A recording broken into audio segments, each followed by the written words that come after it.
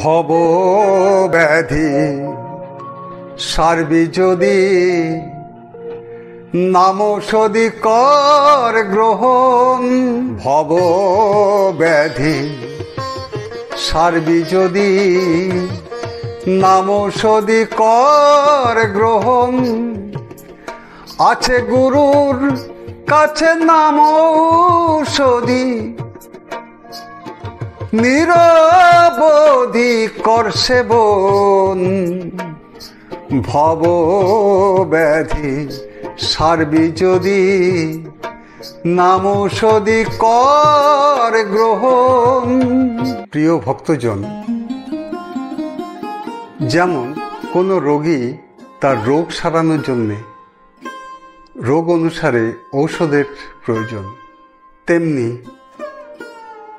ভব ব্যাধি সারানোর জন্যে হরিনাম নামাঔষধির প্রয়োজন। সত্য ত্রেতা দাপার গেল নামৌষধি গোপন ছিল। সত্য ত্রেতা দাপার গেল নামৌষধি গোপন ছিল। কলিতে তাই বিলাইল, কলিতে তাই বিলাইল। যেমন রোগ ঔষধ তেমন ভব ব্যাধি সারবি যদি নামৌষধি কর গ্রহণ। শোন আমার অবোধ মন নামৌষধির অনুপান। শোন আমার অবোধ মন নামৌষধির অনুপান। প্রেম মধুর রসায়ন, প্রেম মধুর রসায়ন। ভক্তি রস কর অর্পণ। ভব ব্যাধি সারবি যদি নামৌষধি কর গ্রহণ। ভব ব্যাধি সারবি যদি নামৌষধি কর গ্রহণ। প্রিয় হরিভক্ত ভাই বোনেরা, শ্রীমদ অশ্বিনী গোসাইয়ের এত সুন্দর রচনার পরিপ্রেক্ষিতে একটা গল্প বলি। একই গ্রামে প্রতিবেশী দুই ফ্যামিলি বাস করতেন। এক নাম্বার ফ্যামিলি তাদের ইষ্টদেব অর্থাৎ হরি ঠাকুর তার প্রতি নিষ্ঠা ছিল। অন্যদিকে দুই নাম্বার যে ফ্যামিলি, ওরা ধর্মের প্রতি এবং ইষ্টদেবের প্রতি অত নিষ্ঠা ছিল না। এতে কি হয়? তো প্রথম ফ্যামিলির যিনি মুরব্বী ছিলেন, উনি একটু মিসকি এসে বলতেন, ও তুমি বুঝবে না, ওটা আমার উপরেই ছেড়ে দাও, যখন তোমার মন হয় তখন চলে এসো, তখন বলে দেব। দুই ফ্যামিলির প্রমুখ দুই সদস্য তারা বাজারে গেছেন। ফেরার পথে দুইজন একই সঙ্গে আসছেন। ফেরার পথে হঠাৎ একটু বাতাসের সাথে মানে হালকা ঝড় বৃষ্টি শুরু হয়ে যায়। দুই নম্বর যে লোকটা, উনি একটা গাছের নিচে আশ্রয় নেয়। বৃষ্টি একটু কমে গেলে তারপর আমি এগোবো, পায়ে হেঁটে যেতে হবে তো। আর প্রথম ব্যক্তি যিনি ধর্মের প্রতি নিষ্ঠা রাখেন, উনি ঠাকুরের ইচ্ছা, তিনি যা করেন ভালোই করেন বলতে বলতে বাড়ির দিকে রওনা হয়েছে।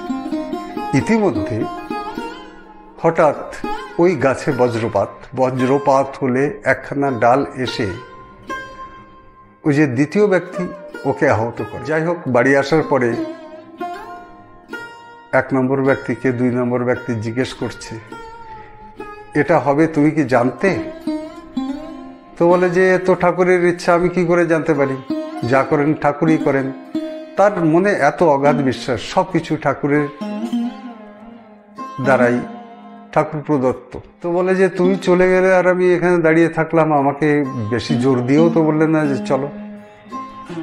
উনি বললেন, আমার সঙ্গে চলে আসলে তো হতো, তুমি তো আসলে না, তুমি তো দাঁড়িয়ে গেলে। ও যে আহত হলো, তৎক্ষণাৎই একটা মনে বিশালভাবে সাড়া দিয়ে দিল ঠাকুরের প্রতি। আজকে আমার যা হলো, এরপরে আমি আর তোমাকে ছাড়ছি না। তো উনি ওনার একদম কুশে ধরে ফেললেন পা দুখানি, বলে যে গোসাই, আমার হৃদয়ে তোমাকে গুরু বলে স্থাপনা আমি করে ফেলেছি, সুতরাং আমাকে আর বঞ্চিত করুন। কিছুদিনের মধ্যেই ওনার গুরু ওনার বাড়িতে এলেন। খবর পেয়ে 2 নম্বর যে ব্যক্তি, উনিও এলেন। এসে ওনাকে সরাসরি সম্বোধন করলেন, দাদা গোসাই, আমি ইনাকে গুরু বলে মনে প্রাণে মেনে নিয়েছি, আমার অন্য কেউ গুরু আর হতে পারে না, আমার গোসাই ইনি। তো গোসাই অনেক চিন্তা ভাবনা করে ওনার শিষ্যকে বললেন, যা, তুই অন্তত, তোকে যখন হৃদয়ে বসি স্থান দিয়েই ফেলেছে, বই মুখ আর করিস না, তুই ওকে জ্ঞান দে। গুরু বৈদ্য ঘরে ঘরে নামৌষধি বিতরণ করে, গুরু বৈদ্য ঘরে ঘরে নামৌষধি বিতরণ করে,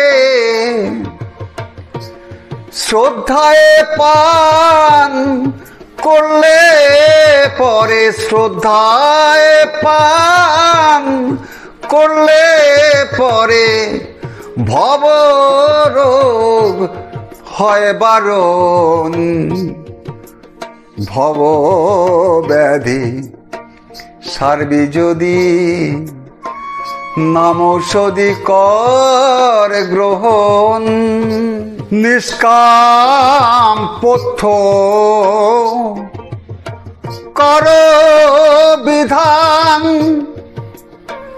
তবে কর নামৌষধি পান। নিষ্কাম পথ্য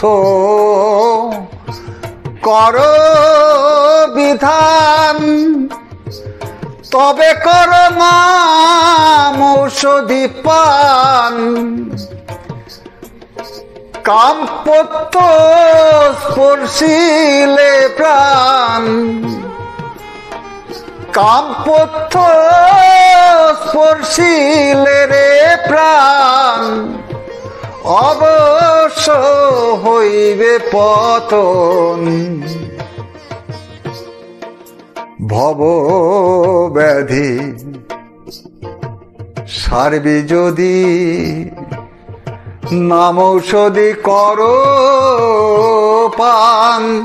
ভব ব্যাধি সারবি যদি নামৌষধি কর পান। যদি মনের মধ্যে যদি কপটতা যদি থাকে, তাহলে নামৌষধি কাজে লাগবে না। বিশ্বাসে মিলায় বস্তু, তর্কে বহু দূর। তারক চাঁদ কয় বারে বারে, পথ্য ঠিক না করলে পরে। তারক চাঁদ কয় বারে বারে, পথ্য ঠিক না করলে পরে কিসে ভব ব্যাধি সারে, কিসে ভব ব্যাধি সারে, অশ্বিনী তুই অভাজন, ভব ব্যাধি সারবি যদি নাম ঔষধি কর গ্রহণ, ভব ব্যাধি সারবি যদি নাম ঔষধি করে গ্রহণ। এখানে গোসাই একদম স্পষ্ট বলে গেছেন, কামনা বাসনা লোভ লালসা এগুলো ত্যায্য করে তবেই ভবতরণী পার হওয়া সম্ভব। বারবার গুরুর কথা বলে গেছে, গুরু বিনা জ্ঞান পাওয়া সম্ভব না। সেজন্যে গুরু বরণ করুন, ওই দ্বাদশ বাণীকে সার করুন, তার আনন্দ অন্যরকম। গান এবং ভাষ্য যদি আপনাদের মনে কোনো রকম স্থান পায়, আপনারা কমেন্ট, শেয়ার এবং সাবস্ক্রাইব অবশ্যই করবেন। ভারতের বিভিন্ন প্রান্তে আমরা হরি দর্শন অনুসারে কার্যক্রম করে থাকি। ডেসক্রিপশনে আমার ডিটেলস আছে, আমার সঙ্গে কেউ যোগাযোগ এই বিষয়ে করতে চান করতে পারেন। জয় হরি বল, জয় হরিচাঁদ, জয় হরি ভক্তের জয়, হরি বল, হরি বল।